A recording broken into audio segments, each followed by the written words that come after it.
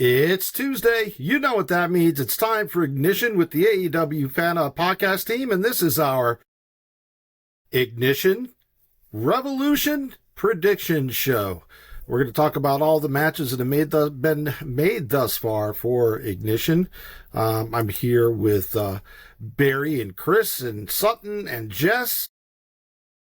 We're going to have some fun tonight. We've already got somebody in the chat, and that's EPW show. And that brings me to the first thing that I wanted to talk about.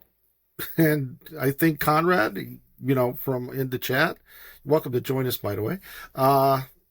This is one of the things I want to talk about is our Discord. Our Discord, you can see the link on the screen. Discord.gg EPW Hub, that stands for Everything Pro Wrestling Hub. Conrad and Conrad's Discord and our Discord at AEW Fan Hub merged, and we've had a really strong and fun partnership. Join our Discord. We have, for AEW Revolution, we have prediction polls set up so you can go and vote for each of the matches. And then also, after the polls end, they'll end about 2 hours before the show, Revolution, that is, live chat during Revolution will be on the AEW Revolution channel in our Discord. So please come and join us. We have a lot of fun. The Discord is not only for AEW, it's for WWE, NXT, ROH, Joshi, everything. Just everything. Indies, history, whatever you want to talk about. But we're going to jump right in. Are you ready, guys? No, Yep. Wait. Give me a second. Okay, I'm ready. Okay, now you're ready. No. Literally a second. Literally a second. We've got to talk about the AEW Revolution match card. We're going to make our predictions. We're not going to we're just going to talk about the matches. We're going to talk about some of the storylines, what kind of impact these matches could have on upcoming storylines in the future. Debuts, returns, the possibilities of such, whatever. But I think we have to start with Hangman Adam Page and MJF in a Texas death match. When is Hangman Adam Page not in a Texas death match? What are you guys thinking about this match? Yes. Just imagine me in my sicko's shirt, just with my palms against the window. Yes. Now anybody who's Wait, what? No, You know the sickos. I get it, Jess. I know the sickos reference. thank you, Yeah. Barry. I thought everybody was familiar with that particular. Anyway, anybody who I'm just is trying to throw you familiar- off. Now, anybody who's been familiar with me on this podcast for any length of time knows that I am a bona fide sicko. I live for absolute gratuitous gore in my wrestling, and this should not disappoint. You think somebody's going to bleed? That's your prediction, Maybe just a tad. or is that more of a prayer? I'm pretty sure it's just prophecy. Like, both of these guys are going to bleed. It's a Texas death match. When's the last time we saw a Texas death match where at least one of them wasn't bleeding buckets by the end of it? Has WWE ever done a Texas death match? Because if they have, there's your answer. In AEW. I mean, WWE did a Texas death match in AEW. Okay. no, I'm saying when. It's very difficult logistics, but somehow they pulled it off. Shut up, Elton. You know what I was trying to say. You know what I was trying to say. That's one of those things. Only WWE can produce a show like that. There's going to be a lot of blood in this match, okay? I'm worried about this match, man. The last death match, Texas death match. Isn't there a difference between death match and Texas death match? Do you have to have somebody with an accent for it to be a Texas death match? Is that how that works? Somebody's got to wear chaps. Chaps? Is that okay? So Hanger's got that covered.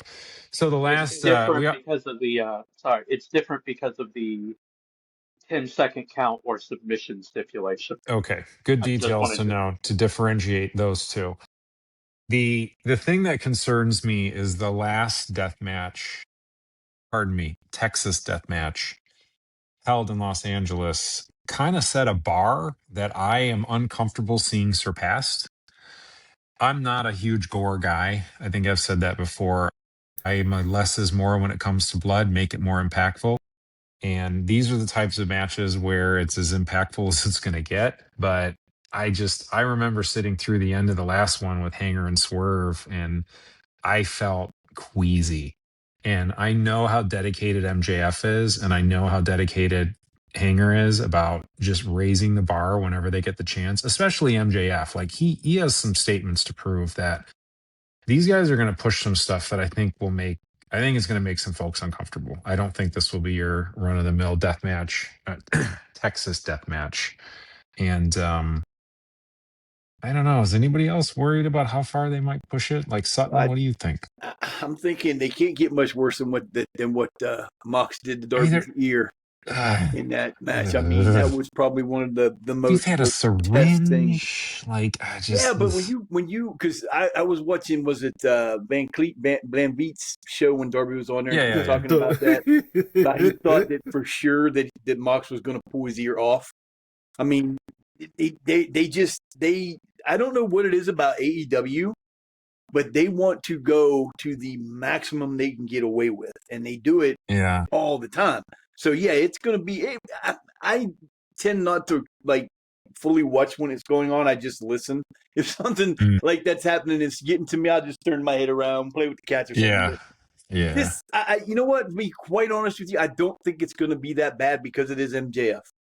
I don't think MJF is going to be in a position where he wants to make it that much damage. That's a good point. Because it is MJF, and he's got to be who he is, and him getting tore up completely is not going to cover that.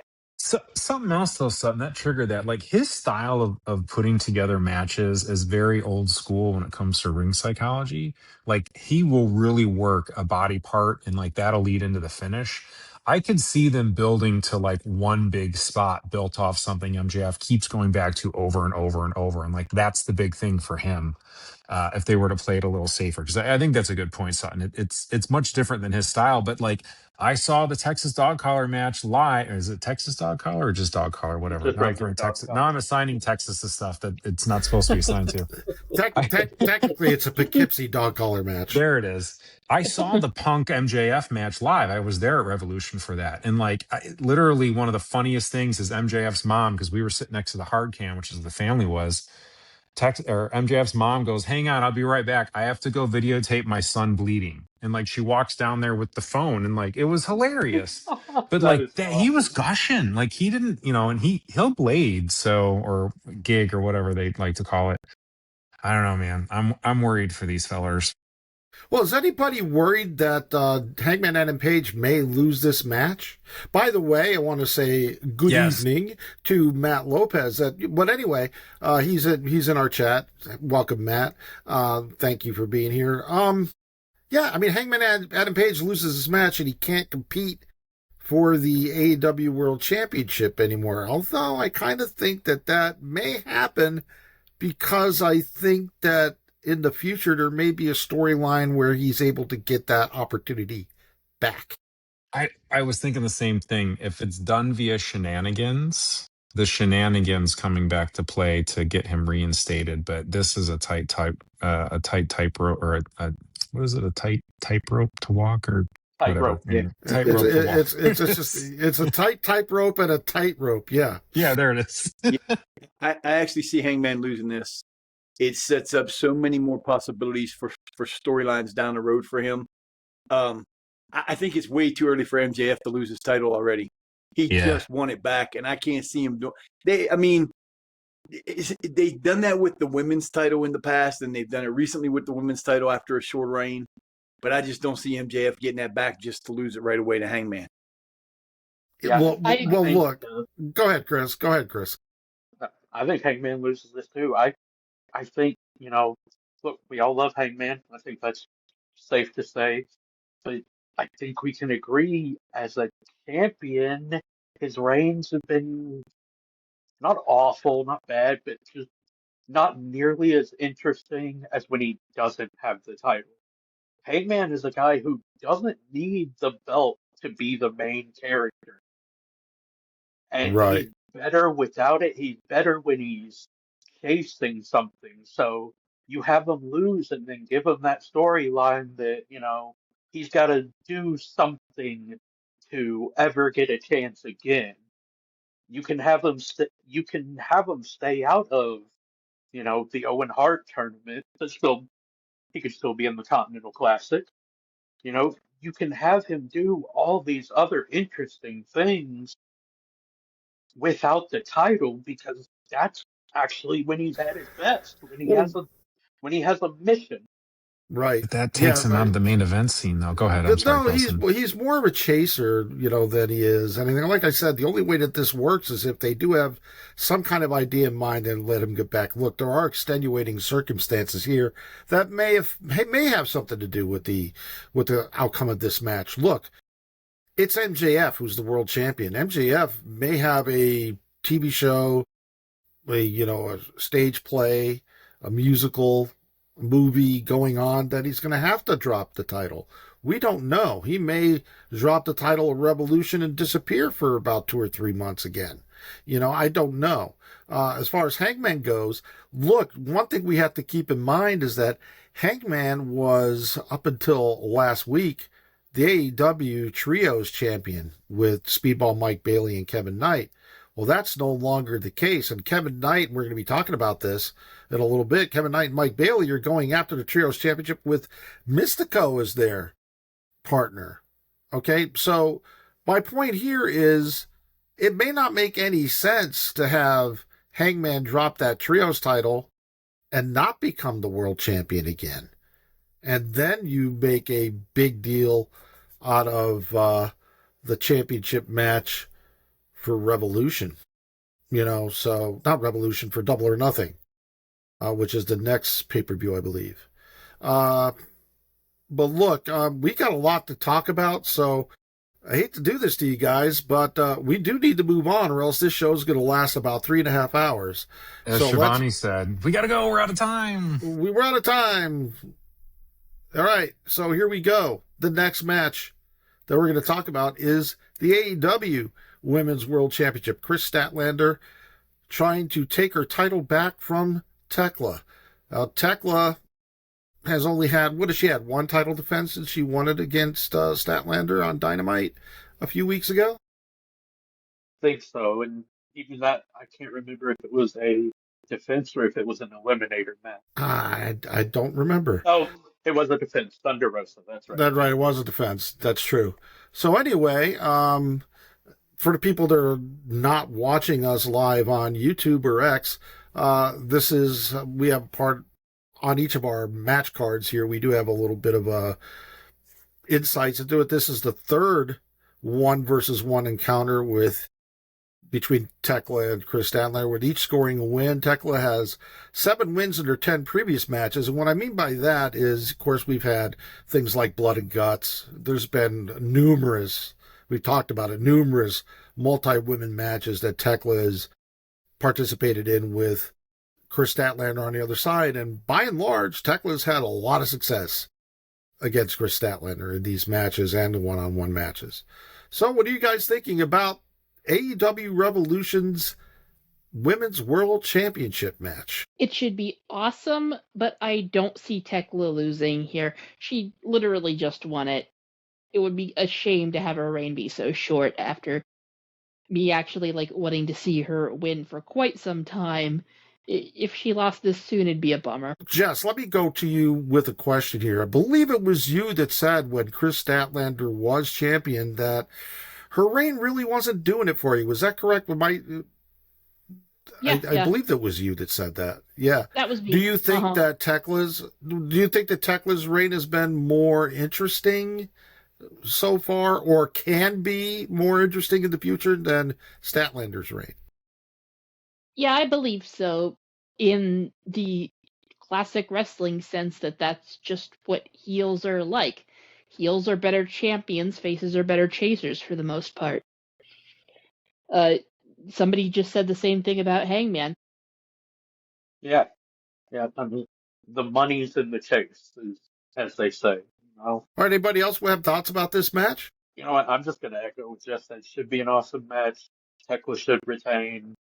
These two have good chemistry. Really looking forward to it. See, I want to know what Sutton thinks yeah, I because was you're just the getting you're ready the to say, biggest Chris fan. Yeah, there you go. There my he is. problem with this is in the overall picture, Statlander getting treated like shit.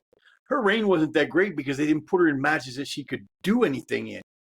She's been given, like, it started when Mercedes came in and they put her up against Mercedes and they made her look weak. Then every match she had, she looked weak in all of her matches until she won the title, and then they still made her look weak. I disagree. I don't think I don't think Tekla should have won the title already. There was no need for her to win the title. There's so many other things that the what are they called? I can't remember what they're called. They don't wrestle as a team anymore, really.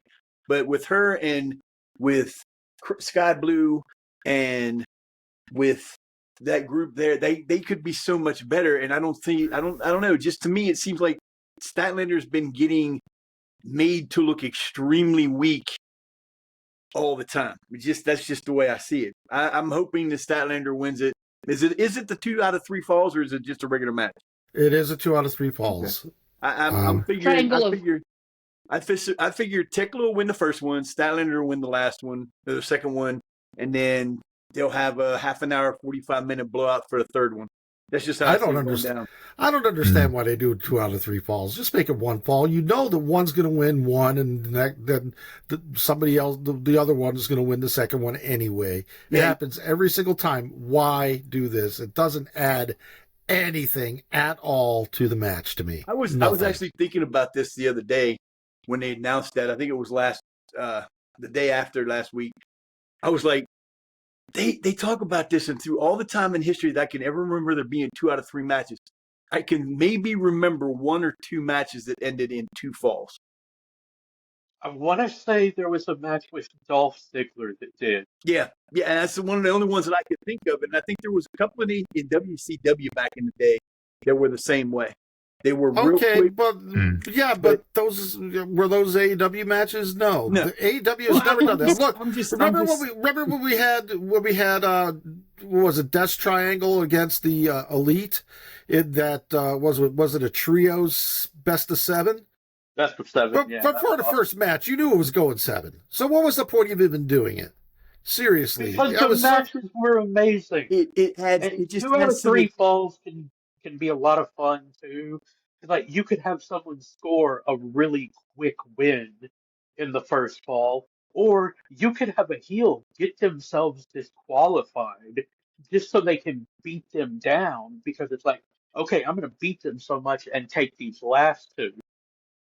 What I think is going to happen, and I'm not going to say who I think is going to do what to who, but I think one of the wrestlers is going to get, in kayfabe, of course, injured very early in the match and is going to eat a pin and then have to struggle to prove themselves.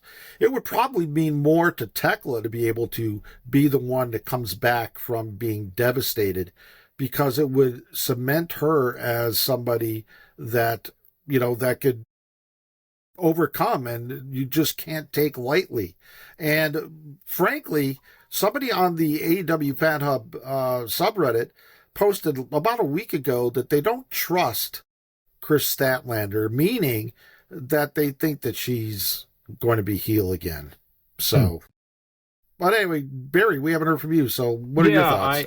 I'm agreeing with you. The 2 out of 3 can be used to whip up sympathy if done right, and also to help explain or keep somebody who's going to lose strong. Specifically the type of scenario you brought up there, Kelson, because I've been like, I think Tekla needs to retain here. This giving her the belt here is about really juicing the women's title scene, because I think it's been struggling for some reason. Willow having the TBS belt moves her out. Tony's been doing her thing in the tag division. Jamie's been doing her thing in the tag division. Thunder Rosa has been on TV, but she's, we all see she's not the Thunder Rosa of old. It's going to take, reps to get her back. Giving Tekla the belt here helps bring in a new body officially into the women's division, push the way they need. And I think she needs to retain here, but I was like, Chris can't eat another loss. I think they need to keep her strong. This is a lot about helping really get her established in that main event scene too. And she's got some work to do with her character. So to your point, Kelson, I actually think The key here is to keep Tekla really strong as a monster because she's so little. Have her hurt Chris. Like, she's the one who injures Chris, and Chris struggles to get that win and hurt, and we can just tell like she just doesn't have enough. She's too badly injured to get that second one, and Tekla can be completely ruthless and really keep Chris strong as a sympathetic babyface coming out with a loss. In a way, a straight 1v1 match can't build some of that extra sympathy.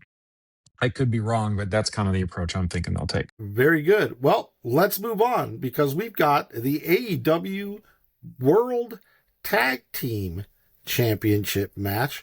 The series is tied at 3 apiece between the Young Bucks and FTR.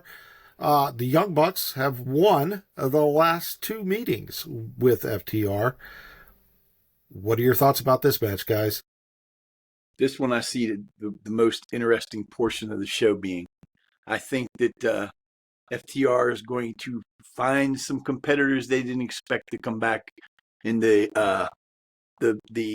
with Christian and Edge coming back. I think they're going to come back. Well, Edge. He's Edge. He's no longer. He's my brain's in that spot right now. So yeah, but I see Christian and them coming back, getting interference in this match, costing FTR the title and giving the Young Bucks their 4th title reign. I did not think of that. That would be so much fun. They haven't been in there for how long? FTR has 4 title reigns, right? Yeah, they're tied at 4. So this would be tied. They would be tied at 4 because Bucks have only got 3, correct? Yeah, I think that's right. Dang it, son. Now that's what I want to happen.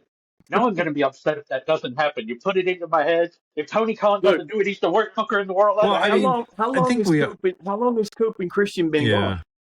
I mean, we know they're building to that. That was purely a joke. I'm not crazy. Do you think they'll do it here though, Sutton, and they won't hold off? Because like that's something I see for like all that blow off match.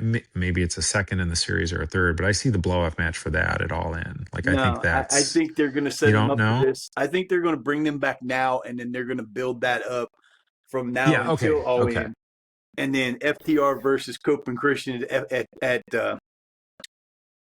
All In. Now, the only thing that I you want the stakes with the belt there, though, Sutton? Like, that was what I was just going to say. I think that if they come out, they might not come out till the match is over, but I think they're going to get involved somehow in this match. And you're right; they could keep the titles on them until All In, and that's when Cope and Christian get their final title run. Like if I'm booking this, I think I have FTR go over. Bucks don't need the belts. You can keep in the scene. They're better, and frankly, right now, highlighting other people because they just raise everybody up in the matches they're in with. But I'm with you. So I would have FTR go over. At the very end, there's something dastardly. They're beating down the Bucks, bad heel heat moment. And then the save is Cope and Christian with the big return, huge pop. And then the program through All In is Cope and Christian getting the wins, and then some stipulation or some way FTR keeps thwarting them from getting that title shot. So really give them a chase where they have to keep going through these obstacles leading up to All In. But I think you're sniffing up something pretty good. It's time for Cope and Christian to come back. And if they're going to do it, now's as good a time as any. I mean, do you just go with if you do that story, do you just go with the obvious, we'll put our careers on the line at All In? Well, you could if you don't have the belt. Well, I'm going to be a little bit of a party pooper here because I absolutely do not want to see Cope and Christian anywhere near this match. They're not needed in this match. They're not needed in this title run. They should be just the non-title people putting people over at this point, and that's that. But you know who should get involved with this match, and they absolutely will be there. We know this because they've said it. I believe that Mr. and Mrs. Jackson will hit FTR with a TK driver, and the Young Bucks will win this match. Papa Buck. Papa Buck is gonna. Yeah, Mama Buck is gonna knock. Mama Buck is gonna hit one of FTR, and Mama Buck is gonna knock out Stokely. Mama Buck is coming off the top rope. Mark my words. If I am not right, If I am not right, let lightning strike everybody in this podcast except for me dead. Hey, let's not talk about lightning Whoa, strikes, guys. whoa, Please. whoa. Too soon on the lightning strike. Too soon, Barry. I am so sorry. Too soon, Barry. How insensitive. I think if Kelson's wrong. Yeah, for those who don't know, my house was struck by lightning last May and burned to the ground. Yes. Yeah. Too soon. It's been almost wrong, a year. Kelson, It hasn't even been a year, Kelson. I think if Kelson's wrong, he should have to go to the next show in his area and propose to Eddie Kingston. Yeah, I think that's Propose what? He just has to hold a sign saying, propose that he learn how to Kingston wrestle? is my daddy. Eddie Kingston's my favorite wrestler. That's there you what he go. has to do. Yes. Yeah. He has to hold that sign. I do love Eddie Kingston. But anyway. But that was my whole point about this match. This match is, to me, the biggest open-ended match that could happen. So many different things could happen in this. You could have the Callis family getting involved because you could have their two big guys that are in that come in and affect it. There's just so many tag teams. You literally, if you put this at the end of the show, you could have every tag team in AEW be involved in this in the end of this match if you wanted to. It'd be a very NWO thing to do.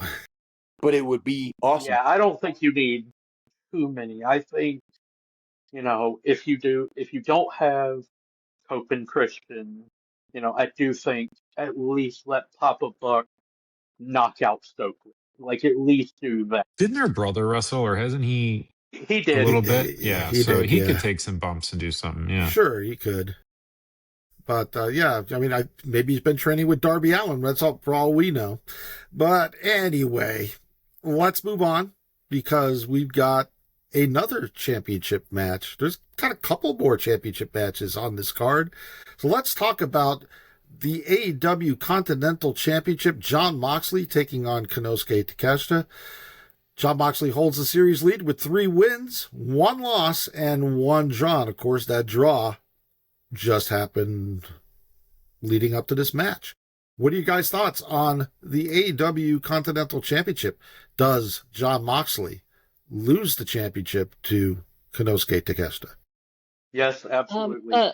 Takeshita wins, and on Dynamite, he walks right up to Okada and puts it in his face. I was gonna say my brain says Takeshita, my heart says Mox. Mox is my favorite. He's been my favorite for a long time. I don't want to see him lose, but I know it's best for everyone if Takeshita wins because you can get that. I think there's some opportunities to do some storytelling here for Takeshita's face turn. And I would not be shocked if Mox retains because Okada cost Takeshita the belt. And I actually could see the story playing over the next couple of weeks because of the Callis family feud. Mox actually being responsible for getting Takeshita to turn. And in doing so, gives him another title shot down the line where he wins and then is in his corner to help him beat Okada. But that's some longer term booking it all in. But I wouldn't jump on the bandwagon. I don't know necessarily if this is the match. You can do this and have a rematch that makes a lot of sense and furthers his face turn if you play this right. I wouldn't be shocked if Take just wins outright, but I think they can get some mileage here and maybe run this back at Double or Nothing with a bigger moment. Barry, Barry, I have to say that I don't like anything you just said. Oh, I really okay. don't. There's no wrong answers here. We have very different tastes. I love what you just said. Very well put. Oh, okay. Well, thanks. Yeah, you got to give me my moment. That's here. very sweet. I needed that. I've had a rough day at work, man. Thanks. Well, I'm making up for the lightning strike into your house thing. There it is. That's the guy. You could have not said that and brought it up again. Yeah, whoops, that's the man I know and love. There he is. But I think both of you are forgetting one very important thing. Continental rules. Okada can't interfere in this match. I hate to stop you there, buddy, but he can because it just takes it. They've done it before. You've had people come out and do one of those sneaky. Okada's done it, I believe, in matches that had to do with the Continental title. Mm-hmm. It's not that they're not supposed to be involved. Yes, that's the rule, and I agree with you. That is one of the big things that can keep that from happening. But Okada is a sneaky little prick, and if he wants to get involved in it, he's going to find a way. Come out from under the ring, come out from the side while the referee is tangled up with Moxley, and something's going to happen. If they want to get Okada to interfere, they will. Well, I'm going to make Jess's day. Oh boy, Jess, I'm going to make your day. No, I'm going to say this to Barry's point. And what Sutton and Chris were just saying. If Takeshita gets an advantage, clear advantage over Moxley, and is about to win, and Okada comes out, that gets Takeshita disqualified. Because it's no DQ. It's not Takeshita. It'd be a no DQ, I think. It would disqualify the match, basically. Right, yeah.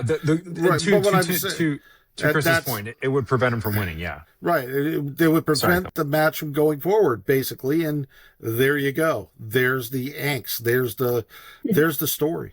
Right there. Except that if you interfere and cause a disqualification, you're fired. What? That's only in the tournament. That's I don't think so. He's right. If you interfere with anything in the match, these matches are nobody. You're not. There's been one interference before, and it got huge heat from the crowd. And because the ref was knocked out, the referee has to see it. It's like everybody else in kayfabe. Oh, come on. Well, first, Sutton, honestly, the referee has to see it. There's zero chance of the referee seeing anything. Oh, I know that, and you know that, but that's the way it works. Yeah. And Tony Khan, I love Tony Khan almost as much as I love Eddie Kingston, but he doesn't have the balls to fire Okada. Come on. And if he comes out, it's going to be where he gets away with it. We know that because they're setting this up for what they're setting it up for. But he'll come out. He will come out where if Okada does this, he'll come out, the lights will go out, they'll come back on, and Okada's going to be wearing a black hoodie with a, Guy Fawkes mask or something like that. And everybody knows it's Okada except for Tony Khan and the referees and anybody who's anybody in AEW. You don't even need to do it that way. You don't even need to do it that way. You can just have the lights go out, and when they come back on, Mox is hurt, Takeshita's laid out. You don't even need to see it. And then you cut back and it's, we see Okada's the one who flipped the switch or flipped the breaker. And he's like, oh, I'm so sorry. Yeah. You don't even need, that's the thing. He doesn't even have to be the guy that does it. There's all sorts of ways you can do this. I pressed the wrong button. I'm so sorry. Now, do I think the fans would not revolt if that's the finish? Oh, God. No, I think that would be some bad heat. But, this week in unintentional racism, come on. Oh. Oh, my God. This really does have the opportunity to have a lot of stuff going on. I really don't know who's going to win this match in my mind. I haven't formulated a prediction on this. The only thing I do think, and I agree with everybody here, and nobody really said Takeshita's going to win or Moxley's going to win. Everybody has said, okay, so Chris said it, but pretty much everybody else is like, something's going to go down. Yeah. I stand by Takeshita winning. I will be rooting for him no matter what. I mean, these guys have already had two really great matches just in the last, 5 months, less than that. And this one with the no time limit is going to be freaking insane. All right, then. Well, let's move on because we have one last championship match to talk about at AEW Revolution, and that is the Trios tournament. This is the first defense of the Trios titles for the Don Callis family. Mark Davis, Kazuchika Okada, and Kyle Fletcher against Mike Bailey, Kevin Knight, and for some reason Mystico. I don't know where that came from. I'm not complaining about it. Called that's Hanger's Mexican friend. He made friends when he was down there for the show for Grand Slam. Yeah, you got the Mystic jet speed, man. I will say this, I have no interest in this match. I have no interest in the trios titles. I have no interest in this match. I really don't. So what do you guys think? This is how you get Okada and Fletcher on the pay-per-view match. That's all this is, Kelson. I'm with you. This is totally a pre-show match or maybe a main event of Collision type of thing. I don't understand why it's on the pay-per-view. It's a Royal Rampage match. Look, let me just ask this flat out. Would you rather see a match with Kyle Fletcher against somebody and get Kazuchika Okada against somebody? Yeah, I'd like to see Kyle Fletcher and Mystico or Okada versus Kevin Knight. Like, they're in this match. They're just exactly. Yes, this match is a throwaway match. This is one of those come down matches to me. But now that the option is on the table, I really want to see Jet Set Mystico. So hey, I want to touch base because I'm also wondering too, Kelson, if this is on the pay-per-view for a different reason. So I think a lot of people think, myself included, that they're planting the seeds for Kevin Knight to turn. And I think that may happen at the pay-per-view if Bayley loses on Dynamite and then is the one that eats the pin as well at the pay-per-view. I can see Swerve kind of getting in Kevin's ear. And maybe that's the point of this. So you get that moment at the pay-per-view with Knight's big turn. I think you're exactly right. I think it's to help plant those seeds. And you know what? Yes, it would be. I would rather have Okada and Fletcher defending their titles for sure. But I love all 6 guys in this match. It will be a fun, entertaining match. And yeah, you have it to set the stage. I get it. You don't want to overload the card with matches. So this way you still get your guys on the card. You have a good match and you can build stories. Yeah. Barry, meaningless I did actually. Yes, I was gonna say I did sigh in relief when you said Swerve because I was about to say, like, Barry, I usually love your ideas, but if Kevin Knight joins the Don Callis family, I'm throwing something through my TV. No, I totally expect Kevin to be in whatever thing, the new embassy I think that Swerve's putting together. That's where I think Knight ends up. No more members of the Callis family, please. Yeah. Less members of the Callis family. I know, I love the Callis family, man. It's too big, I personally don't want to see Kevin. I don't want to see Kevin Knight turn. I really don't. Me neither. Too many heels already. That's exactly why, Sutton. There's too many heels already, and even if somebody else were to turn face, there's just too much face and heel turns going on. Swerve just turned. Tommaso Ciampa just turned. What are we doing here? Tommaso a month. He's been here a month and turned already. I mean, Ciampa looks like a heel, but he was a really sweet face. He really was for that 3 weeks that he was. He was totally believable. Was he though? He was just obsessed with the belt. Like, I didn't take it one way or another. You never saw him in NXT, did you? Who, me? No. Yeah, did you ever see him in NXT? I've seen him as a babyface and a heel. You know about him and his little belt effects, his belt. Yeah, Goldie. Effects. Yeah. That was tame compared to what he did in NXT. I mean, good Lord, man.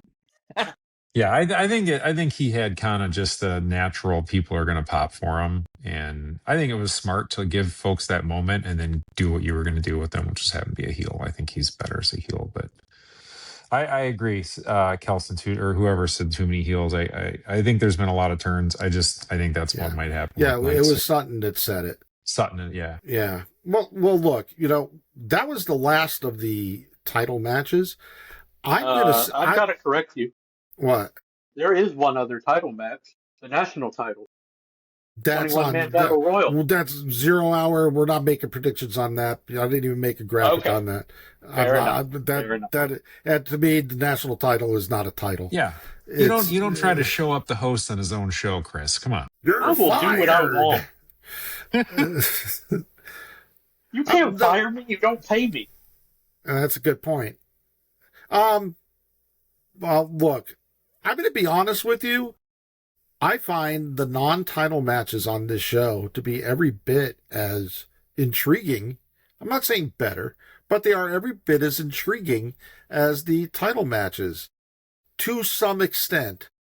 For example, the first one we're going to talk about are the most dangerous men in AEW. Swerve Strickland against Brody King. Now, back in 2022, there was a Royal Rampage match that had Brody King and Swerve Strickland in it. Brody King won that match. They've never faced each other one-on-one as far as I can recall in AEW before. So this is going to be an interesting match. I have my I have something. This is one of those matches where I have a strange prediction, but I want to hear from everybody else first. And if somebody says what my strange prediction is, I swear to you, I'm coming to your house and I'm going to, I'll probably just cry on your doorstep saying you stole my prediction. Go ahead. We'll bring snacks. What do you guys think? I'm really interested in what Jess thinks, because I like how she talks about Brody. Aw, thank you. Brody, my beloved. F Ice. I thought Moxley was your beloved. Yeah, I'm starting. I thought I was your beloved. Come on, lady. He has 17 of them. Okay, let it go. Yes, let a girl have a harem. Jeez. Yeah. It's 2026. Get with the program. No, I'm looking forward to this one. Brody is a guy who's massively grown on me like a little bit every day since he debuted. I'm actually kind of bummed he didn't win the title from MJF, who is also my scumbag beloved. But no, Swerve is great. Quite the harem you got going on there. I know, it's my harem knows no bounds. Variety is the spice of life, Jess. Thank you. But yeah, I'm looking forward to this one. Heel Swerve is absolutely dangerous. He says it himself. I am kind of tickled at a good old Nana returning to his heel roots too. I was almost afraid that a heel turn from Swerve would mean ditching Nana. But nope, Nana's heel too. This should be very fun. I can't really clock a winner though. I'm because there's up and down sides to both, honestly. Like, I want Brody to keep his momentum going, but you also don't want to cut Swerve off at the knees this soon. I don't know. I think I got. Yeah, that's a good point. I think I know where Kelsey's going with this. Maybe. Ooh. Don't steal his thunder. I can't help it. This is just how I see it happening. If like he said earlier, Swerve was putting together a new group, who better to be one of his guys than Brody King? I think Swerve beats him. I think after the match, they shake hands and Swerve whispers something in his ear, and he gets recruited to the Swerve's new crew. So you're saying Strickland's going to lean over and say, "Will you go to prom with me?" And they're going to skip out of the ring down the stage. No, it would be like that. They should kiss. That would only be if Eddie Kingston was in the match. No, it's going to be. It's going to be very romantic. Sutton, didn't you just say we have too many heels? You know what? Brody's a borderline guy. He's not a face. No, he isn't. He hasn't been borderline for months. He's been a legit baby face since the Brodito run. Come on, man. Even when he was in House of Black, Brody King was more of a baby face than he was a heel. Yeah. Well, it's like anything else. How the hell you can have Brody people King go with Swerve because they're the most dangerous guys in AEW. That's why you want if you're Swerve Strickland, you're putting together a new crew. Would not one of the guys you want is somebody that is in the same vein as you are? I mean, think about it. Think about it. You got Swerve Strickland and Brody King, the biggest, baddest dude in AEW on your team. You add the possibility of putting in Kevin Knight. You're starting to put together one hell of a team. If that's what he's doing. Man, yeah, but you're turning babyface's heel like crazy. I was like, where are they going to wrestle? Anyway, it's not that I want them to be heel. They're turning them that way anyway. Brody's in a really interesting point right now because they have elevated him, and I'm really worried Tony's going to do what he's done in the past, which is back off on people who are in the middle of a push that you need to see through and see if they can do it. I think Brody's ready for the main event scene. His promos, he has clearly been working on. The last several times he's been in the ring, he is much more natural on the mic. His voice doesn't crack at all. He doesn't skip. Like, he is polished, and he's been doing really good. If you don't play this right, you can ruin a lot of that momentum. And I'm trying to think. I think Swerve goes over here, but I was trying to think, how do you do this? And I'm like, well, you could do like some kind of no DQ where they both get a count out at the end because they're exhausted. But like Sutton, I think you may be onto something from a long-term storytelling perspective. You have these guys, go the distance. Swerve gets the win in the end, but out of mutual respect of two guys who are more than willing to go ultra violent, they do the shake, and he says something to him. Doesn't need to be something that we find out the next day or the next week, but people want to know what that is. And Brody's conflicted about it, but Swerve tells him, I'm putting together a team to take over, and you're the kind of person that I want riding shotgun with me. And you can play this long term if you want to keep pushing Brody, where, yeah, he joins the embassy. He's in it, man. Maybe he gets a mid-card belt. He's living the fruits of that labor, but he's not comfortable with some of the ways they're going. He's still friends with Bandito. Maybe you work him in where he's got to do something nasty, or Swerve hurts Bandito. So you can work him into that group, keeping him a baby face, and work him out and make him even more sympathetic and continue that push on. So there's some options here, but I think Swerve goes over, but I don't know how you do it while keeping Brody strong too. You know what? I was gonna say, you just reminded me of something listening to you. The face in the heel group who the fans love and has a friend on the outside. You're giving me major Sami Zayn in the Bloodline vibes. Yeah, and that's absolutely. Yep, that's a positive, because that was the best part of the Bloodline story, in my and Don opinion. Callis is the face right now. It works. Go now, Kelson. Lay it out here, man. No pressure. What's your big idea? No, I want to give Chris an opportunity. Oh, I'm sorry, Chris. My bad. I'm blabbing. I was going to say, I guess I feel the obvious deal if you want to keep Brody strong and have Swerve go over is you have whatever tag team he's bringing into the embassy help him out. Because we know Swerve ain't afraid to fight dirty and fight cheap. So, it could easily be a deal. Brody's about to win. They come in, Swerve takes advantage, steals the win from. Well, my thoughts revolve around something that Swerve Strickland said very recently. And that was, he brought up somebody that he respects, said he couldn't wait to get into the ring with him, and just looks forward to having him in the ring. And that is somebody that I really, really hope, and I think it's a pipe dream, but I really hope that he does return at AEW Revolution, but I'm thinking it may be Double or Nothing. It may be one of those devil kind of things going on until then, but one of the things that makes Brody King one of the most dangerous men in AEW has been in the past Buddy Matthews. Yeah, I saw that interview too. Buddy. And I think that's where, let me rephrase that. It's not that I think that's where it's going.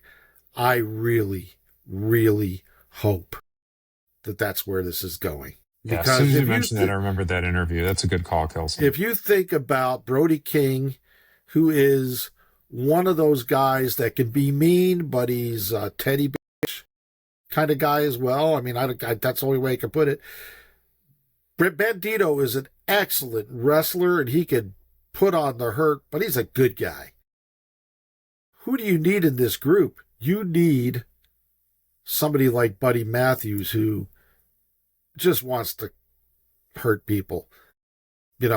Sorry, Bobby Lashley and MVP and Shelton Benjamin, but when it comes to hurting people, Buddy Matthews is my guy. I'm sorry. That's just the way I feel. I like that. Right, I kind of thought you were going to... I thought you were going to say Keith Lee. I don't want to get my hopes up about. I adore Keith Lee. I do, but I'm more concerned for Keith Lee's health than anything. If he's ready and he gets into the AEW again, I'm all for it. I just don't see it happening that soon. But man, it would be something if it did. Let's move on. We've got 2 more matches on the main card to talk about. Toni Storm and Marina Shafir. I don't really quite know what to make of this match. They've faced each other 2 times previously, one in June of 2022 and one earlier this year on January 7th. Toni Storm won both of those matches. Toni Storm and Marina Shafir, guys, what are your thoughts? I hope Toni Storm walks in, knocks her out with one punch, pins her. Okay, fair enough. I actually like Marina. I do. I think she's a badass. It would make sense to have her win since she's lost her last 2 against Toni, but I can't bet against my celluloid goddess. I cannot ignore the draw of the slut you can't rebut. I'm The horror you can't ignore. indeed The tramp who is no longer the champ. Oh, there it is. Wow. Well, Toni. I'm calling Toni. I've Toni. had a lot of words. We were all waiting. I've had a lot of words here. Do you think Marina Shafir deserves, in any way, shape, or form, to walk away from this match as the winner and a clean win? Hell no. Certainly do not. If the purpose of this match is for Toni Storm to put Marina Shafir over, that is the dumbest thing I've ever heard in my life. Because you don't knock down Toni Storm to put Marina Shafir over, who hasn't really done anything yet. I'm sorry. She's not impressed me. I'm not saying she's awful. I mean, she's much better than Eddie Kingston, but she's just not there yet. I don't How think could she? I don't think how there's a could risk Marina- of there? not by going over Toni Storm. Marina's not to me. You've got you've got, I don't know, you've got Sky Blue, Julia Hart, Queen Aminata, Hyan, Maya World. You've got Zeta Steel. You've got everybody in this roster. You don't put your top dog and have Marina Shafir, who has done nothing in AEW, and knock the top dog down. I am sorry. Right. That is not smart. And for me, Marina is not in her element in an AEW ring. She might be a good in the MMA or whatever she's competed in before. She just is. She's the wrong. Honestly, to me, if she was fighting with the males, kind of like what China used to do, it would be more for her and put her over more if she fought the guys than the women, because she just that's really what she's been doing. That's how she kind of got to where she is. I think Kelson's right. Like, Marina hasn't done enough does anybody think Toni doesn't win here? I think it's pretty clear she's going to win. I actually think Marina's going to win. You do? Because I think maybe I'm old school, but I've been watching wrestling for a long time, and there is always something in a pay-per-view, PLE, whatever it is, that you just kind of leave and you go, why did they do that? And this is that one for me. This is the one where I think Marina's going to win, and it doesn't do anything for Toni at all. And frankly, it doesn't do anything for Marina, because it's preposterous to think that would happen. I really like Marina, and I think they've finally kind of cracked how to use her appropriately. I think this year, especially in the Death Riders, I've had a lot of fun watching her. She is strongest in tag matches and mixed matches. As a singles competitor, just as a performer, she just has limitations. But from a character, there's ways to work around that, and I really do enjoy her on TV. Agreed. I don't think a lengthy match with Toni is I think this is going to be a 10, 12-minute match total. I think they'll go back and forth. I think this is about getting Marina a little bit of a rub on a pay-per-view. But to your point, Kelson, I don't think she's done nearly enough. Really to be in the match. Like, I get it because they've been feuding and stuff. So I get it. I think this could have been a main event for Collision or Dynamite or a pre-show. But I don't see any reason for Toni to lose here. You don't put Toni in a pre-show. And as far as you think that this is going to go to a 12-minute match, What are they going to do? Take a 5-minute nap in the middle of the match? There's no way this is going 12 minutes. It's going 6 or 7 tops. 10 to 12 is just kind of like standard pay-per-view length. That's why I picked that. I could be very short. I agree. I wouldn't be shocked if it's like 6 or 7. There's nothing wrong with having a shorter match and giving, a match like Moxley Takeshita or Texas Death, those extra. The other thing is you can work around a performer's limitations. Like Marina's a great character, and they've really figured out how to use her effectively on TV. Like when she does arm bars, the reverse a choke slam, I'm on TV cheering when she pulled that. Like great stuff. And a shorter match allows you to work around those types of limitations too, the way that a longer match would expose some of that, and you can make it a lot better. I can see a scenario where Marina wins when if the Megasis, and is it Lena Cross? Is that her name, or Lena her Cross. new partner? Yeah, I see those two coming out and just beat the living crap out of Tony. Everyone banned. Everyone's banned. Oh, they're banned. Yeah, everybody. It says real big letters on the graphic. But I can't read the graphic. Post-match, if Marina lost, I could see them coming to do a beatdown and then somebody making the save, and there's a trios match for Dynamite. Sutton. Yeah. Well, look, we could just talk about this in circles for the rest of the night. So let's move on, because I want to talk about the last match, but certainly not the least match. I personally think, and this is just my thoughts, that Bandito and Andrade El Idolo is, if I have to pick the match that has the most opportunity to be the 12-star match of the night, this is the one. Even though, in AEW at least, they have never shared a ring ever. So, this match, non-title match, and I'm gonna make my prediction right here. Andrade El Idolo is going to win, and I'm going to tell you why.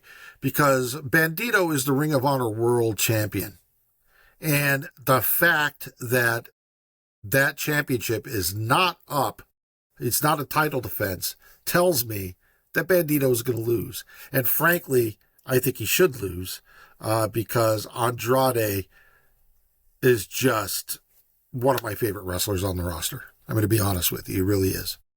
So, and it just happens to be going against another one of my favorite wrestlers on the roster. This match is like the creme de la creme, Yeah, so I think this will be a 15 to 20 minute classic. I just hope it's not the first match of the night. Yeah, I mean, if it is, set the tone, man. I'd be fine if it is, man. Yeah, this would be perfect for Kurt The opener of the big show is, I mean, basically the second most important match to the main event. Yeah. Maybe sometimes the third if you have a semi-main event, but it's always one of the 3 big matches, and these guys would absolutely set the tone. And I mean, yeah, Kelsey, I think you're right. This is my prediction for the show stealer. That's Conrad EPW show in the chat said the exact same thing just now. Sorry for interrupting you, but he said possible show stealer. I think it's probable. Honestly. Yeah, for sure. And Andrade's I also been think you're right with Andrade winning.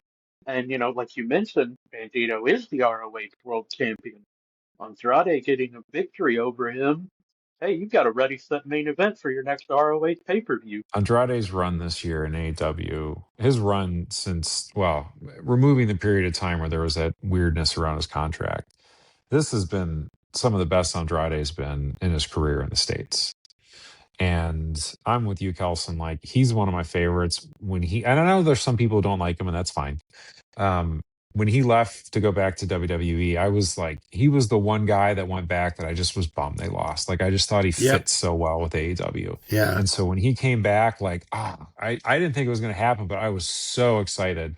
And he looks like somebody who is not wasting this opportunity. His work in Mexico and everything, and I know Bandito and him are going to want to go out and put out a banger, and I think you're spot on. I think this will be a show stealer. I mean, I was bummed when Andrade left too, because I've always been an Andrade fan. Look, he's no Danhausen, but jeez. Don't pick on poor Danhausen. I also want to note, like, he's been so good since dropping the weight. He got really bulky at the end of his AEW run, and I think that really hindered him a little bit in ring. And since dropping the weight, coming back leaner, like, he's crisper, he's faster, he still hits just as hard, he looks just as good physically. Like, he's on a heck of a run right now, man. Danhausen? Yeah, EPW show. Danhausen. Yeah, EPW show. That's exactly Danhausen. EPW show just posted. He was like, I asked this the other day. Who is the best free agent signing in 2026 for AEW? You know, and that is something, you know what? We'll cover that in the Kafabe section, which is coming up next. But does anybody else have anything more to say about Bandito and Andrade El Idolo? And I'll bring up that question from Conrad as soon as we start the next segment. Yep, I agree with go ahead. Sorry. I was just going to say real quick that a show opener would be a perfect place for this match.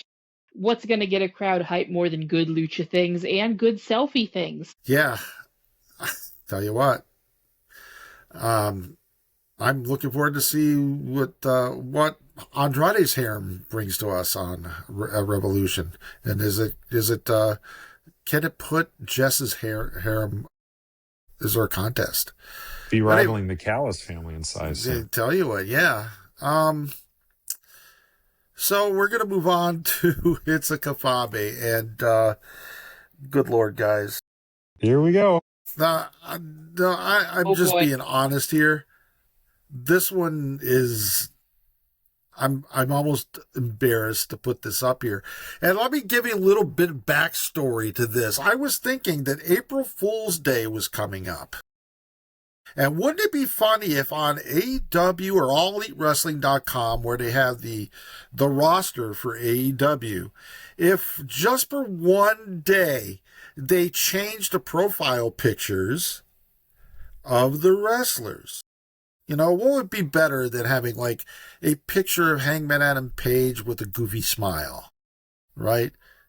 Or something to that effect. Something completely out of character. Then I got to thinking, no, you want to do something that's actually in character. So this is my AEW graphic I did for Gabe Kidd. And I just don't. Oh, Kelson. Whoa. I said before the show, I was like, this may be my last one because I think I may get banned by the guy. He's going to hunt you down. Oh my God. Yeah. I did this late last night. I made this graphic and I thought it was freaking hysterical. I woke up this morning and looked at it and I was like, what the F were you thinking? So for those of you who are not privy to viewing this, the graphic is a picture of Gabe Kidd holding a newspaper, reading it while he's sitting naked on a toilet, with the AEW roster background implemented. I just, whatever. It's how we roll here, Kelson. It's how we roll. You know what? I honestly think Gabe Kidd might find it funny. It's art. I hope he does. Wait, so I have a question. Yeah. Gabe crawls like a dog. In real life, does he poop like a dog? Is he like on all fours and hunched over looking like a Shane? Well, obviously, in my world, he sits on a toilet. Is this picture? He sits on a toilet in my world. I don't know. But anyway, right. It's time for It's a Kafabe. And does anybody have an It's a Kafabe to talk about? It can have something to do with Revolution, it can have something to do with AEW, or it can have something to do with whatever. But I do want, you know what, Jess, before we get started with that, let's go back to what Conrad said and answer his question. Who is the best free agent signing in AEW for 2026? And it doesn't have to be what they've done now. I'm not. Maybe he'll clarify his question, but I'm thinking he's not only meaning what is now, but also looking toward the future. Who is great now, maybe, but who is also maybe going to be great a year from now, 5 years from now, etc. What do you guys think? The inspiration. The inspiration. Oh, God. Let him cook. Let him cook. That is the most kafabe thing I've heard all night. Let them cook. Oh, boy. Oh, God. Hey, they were the TNA Knockout champion. Right? Nothing against the inspiration. Yeah, exactly. Talking like future-wise, I'm going to go with Clark Connors. I think the dude has a ton of upside. Interesting. I was going to say him, either Clark Connors or just David Finlay. Yeah. What about on the women's side? Because, well, you can even look at it. Let's do men and women's, because when you talk about 2026, I mean, Maya World and High End were basically signed late in 2025. So I guess you can count them, but there's others. I would say kind of go maybe like within the last 6 months would be a good time. Yeah, what about you, Barry? I mean, you've been kind of silent. Well, I was letting you guys talk because I've been very chatty tonight. When was Knight and Speedball signed? Was that more than 6 months ago? Oh, they were like in the middle of the year, I believe. The year, okay. 2025. Yes. In the last 6 months, I'm hard placing somebody that I'm really super stoked about the future. Like where I'm like, oh man, this person's going to be great. Maybe out of the Connors, Gabe Kidd, and Finlay signings, which is recent, I need that to juice. Like I really like Gabe Kidd. I don't know enough about David Finlay. I haven't watched as much of his work in New Japan, but I've seen Clark Connors both in AEW and New Japan, and I enjoy him a lot. So maybe Gabe Kidd's got the most upside out of that group, just as the people I'm familiar with. But yeah, I don't really have a pick so far yet. Yeah. Well, I'm going to say something. Out of the War Dogs, Gabe Kidd has been mentioned. Clark Connors has been mentioned. I'm really looking forward to see what David Finlay has to say about it. But I'm really, really interested in seeing the Rascals and how they evolve in AEW. On the women's side, I totally forgot about them, man. On the women's side, I've said it many times before on this podcast. I really enjoy young talent and watching them evolve. And on the women's side, it's got to be Zeta Steele. I mean, she's fun. She's only 22 years old, and when you look at the other 22-year-olds that have grown through the ranks in AEW, and especially in the women's division, like Anna Jay, Julia Hart, Sky Blue, are all of that age when they started in AEW. I would argue that Zeta Steele's better than any of them were at that age. She's fun to watch. She brings a lot of energy, like when Harley was early, because like that was always fun about Harley. Is like, yeah, she wasn't the greatest performer, but she always looked like she really wanted to be out there. Sky Blue too. Like there's just an energy they have, and she's got that same type. You can tell she really wants to be out there and is giving it as hard as she can. And you can't help but root for somebody that exactly does that. Yeah. Her match with Tony Storm recently. Like, she was so good, she matched Tony Storm's energy right at that entrance. And it was like, okay, this ain't someone who's, like, shying away. This is, like, star potential. Right. Yeah, it'll be fun to see how she develops. Can she take those steps? Right. She got the charisma. Well, I hope that we answered Conrad's question. Appreciate the question. Conrad, Jess, you had something to say. Go for it. I let the inspiration. You said you had a kafabi? Can you hear me? You said you had a kafabi. Yes. Okay. But you said you had a kafabi. You said you had a kafabi. I did. It's a kafabi. I've got one. My AEW is up and running. It seems to be AEW's answer to the old WWE network, which is great. What's not so great is that you need a VPN to subscribe because it's for international customers because of a deal that AEW has with HBO Max. But if you have a VPN, that well, anybody can watch the free option, which is basically just they're going to have podcasts, and they have like a continuous free stream of back episodes.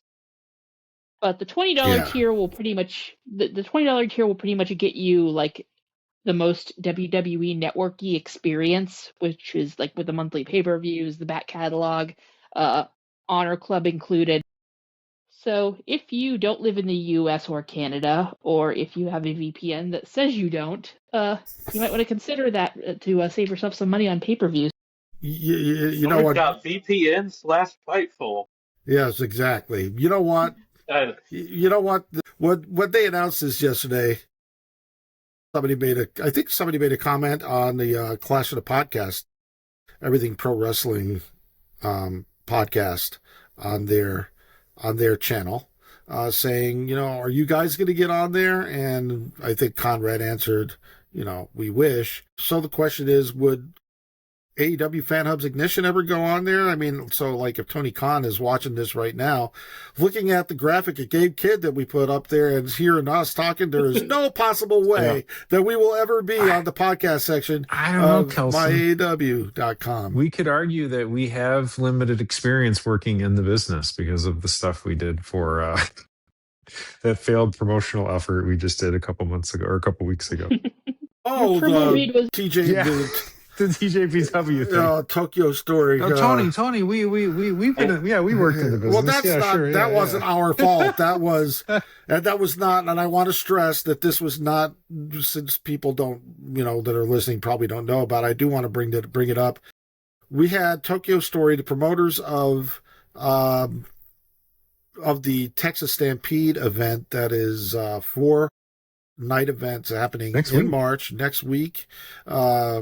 I think March 17th through the 22nd in Austin, Dallas, and Houston, Texas, featuring TJPW. Jess the Inspiration will be there as well. But the point I'm making is that they asked to do an AMA with us. We set up a podcast, a recording time, and everything. They also we're supposed to do an AMA with another subreddit on Reddit. And they ghosted that subreddit the day before they were supposed to do the podcast with us. They ghosted us when we were doing the podcast. We were here waiting for them and prepared, and they ghosted us. I do want to stress that this has nothing at all to do with Tokyo Joshi Pro Wrestling, TJPW. This has everything to do with the promoters, Tokyo Story, that were doing that were the organizers of this event, the Texas Stampede event. So TJPW, still love you. Very entertaining. I wish you very best. I just hope the Tokyo Story doesn't make any money off of it. There you go. Anybody else with it? It's a kafabe. One more little thing. This week. Sure. Sorry. Just does anybody else want to go before I go twice? Well, I'll go. Did any of you see the Pro Wrestling Eve Wrestle Queendom 8 on Sunday? Is this on? Yeah, I didn't. I wasn't able to watch. Well, there were a lot of AEW talent there. I mean, we had Willow Nightingale there. Chris Statlander was there. Harley Cameron was there. Oh my God, Harley Cameron was there with Amira Blair. If you have an opportunity to go see this 16-star match between Harley Cameron and Amira Blair, just I have never seen anything like it, because it was just vulgar. It was just a vulgar match. They sang, they danced, they wrestled a tiny bit, and then they sang and they danced, and Harley brought out Mini Harley for the first time. We had the Harley Cameron puppet. But yeah, I mean, there was just Jamie Hayter was there. Alex Windsor beats Shuri for the NJPW Strong Women's Championship. I mean, it was a really, really, really fun show.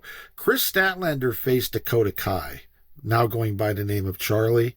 And one of the questions when Dakota Kai was released was, should AEW sign Dakota Kai? And a lot of people were saying no.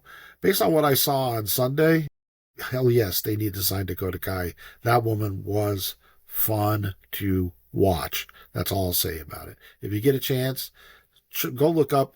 I'm sure you can find it somewhere, especially on the Pro Wrestling Eve YouTube channel.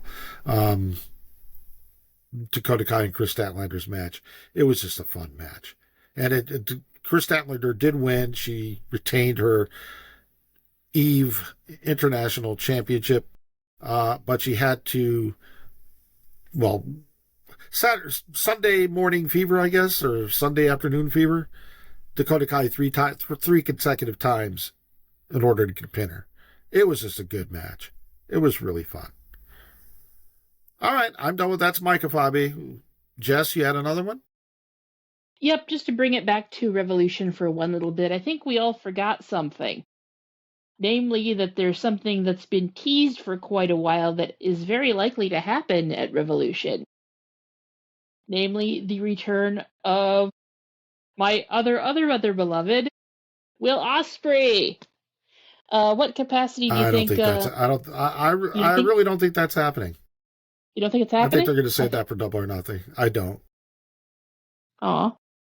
Well, let me ask you this, Jess. Where if it happens, where would it happen? What match, other than him just coming out and saying, "Hi, it's me. Good to be back. I'll see you in a couple of months."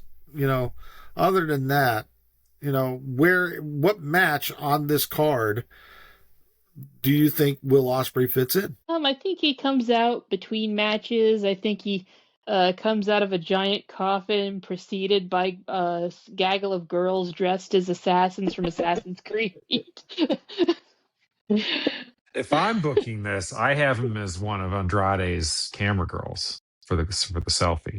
So you would put him in a mini skirt and a low cut dress? Yeah, he's just sitting with them and he poses for a selfie, and that's how I book his return. I don't think Andrade likes curly haired women with golden retriever energy. I don't know. Will is dreamy. Maybe he, That's true. But he seems to like he just wants a picture with the handsome Carrot Top cat. Everyone that he's done a selfie with so far have been, dark haired, specific Maybe look. he's just a big fan. It doesn't need to be sexual. He's like, hey, that's Will Osprey. I want a selfie with this guy. Maybe that's how they man. There you go. Yeah, man. It's the best wrestler in the world. Or maybe Will Osprey is a big fan of Andrade. Yeah, there you go. Will ask for the selfie. I think if he comes big out fan. at all for any match, it's going to be at the end of this Strickland match. Maybe he confronts Strickland about, what Swerve, why he's being the way he is, something like that. But I agree with Kelson. I don't think he's coming anytime soon. And then Strickland turns him heel. We had yet the no. You another heel to the final piece of the embassy. There you go. Yeah, I'm going to toss. You can't turn him heel. Out a crazy idea. I'm going to toss out a crazy idea for how he could return after a match.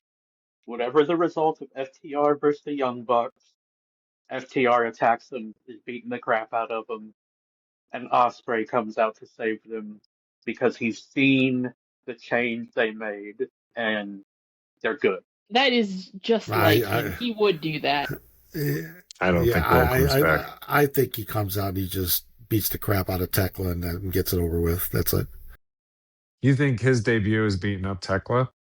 That's bold. Well, at Revolution, that's what it just doesn't make any sense to have him. When I say, other than him coming out in between matches and waving to the crowd and saying, "I'm back and I'll see you on Double or Nothing, or in 2 weeks at Dynamite, I'm going to face John Cruz in a I don't know, Texas Death Match or something. I don't know."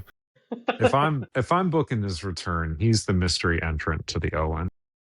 And you just keep doing the promos and the video packages, because if God forbid he isn't ready, then you just plug somebody else in there. But if he is, he's the guy, and then you run it up to Owen and you finally give him the crown.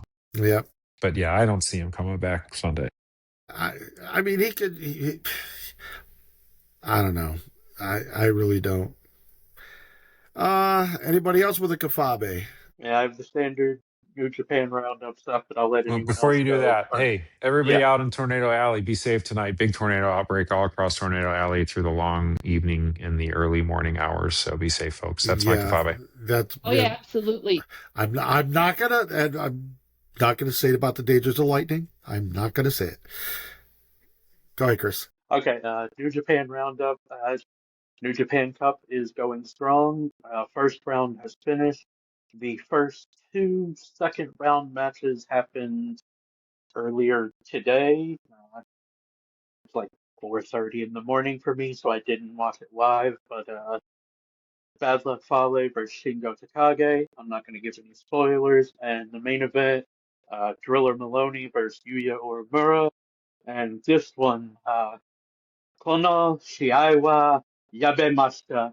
And if you don't speak Japanese, this match was awesome. All right, well, that's going to wrap it up. I did want to bring up once again our Discord server. It's up on the screen. I also wanted to encourage you to go to EPW at EPW Show on YouTube tomorrow night, right after Dynamite is over. They'll be doing their Dynamite review show. They are also on the Discord. The Everything Pro Wrestling podcast is tomorrow night after Dynamite, and you can listen to Everything Pro Wrestling podcast on Monday nights as well at 6:05, I think it is, Eastern Time. And, of course, our Discord, Everything Pro Wrestling Hub Discord, which is a joint effort between AEW Fan Hub and Everything Pro Wrestling Podcast. We have a lot of fun over there. We really do. Really good group of people. And if you haven't joined the Discord, it's discord.gg/EPW Hub. And that's it. We will be back Tuesday night at 8:45 Eastern Time for another episode of Ignition, where I'm sure we'll be talking about the fallout from AEW Revolution and any other kind of news that may be happening in AEW land. If there's anything that you want us to talk about, just let us know on the AEW Fan Hub subreddit or on the Everything Pro Wrestling Hub Discord. You can follow us on practically any social media platform that you're on. You can find AEW Fan Hub. Just search for AEW Fan Hub, and you will be able to interact with us there. We're pretty good about, responding to people. So that's the important thing. If you say our name 3 times, Kelson shows up to rub your feet. Little benefit. Membership has its privileges, gang. I'll rub something, but there it is. Whoa, hey man. I'm not a feet person. I've never had a foot fetish. I don't get it either. It's weird. I just meant like from a non-sexual massage, like your feet hurt kind of thing. Not everything is sexual. Yeah, Kelson. That's jeez. poppycock. Ooh, poppycock. Oh my God, it's like working with children. Where are we going with this? I have no idea, but I like it. Well, I need to leave. Good night, Eddie Kingston. Good night, Eddie Kingston. Good night, Eddie Kingston. Good night, inspiration. Guys.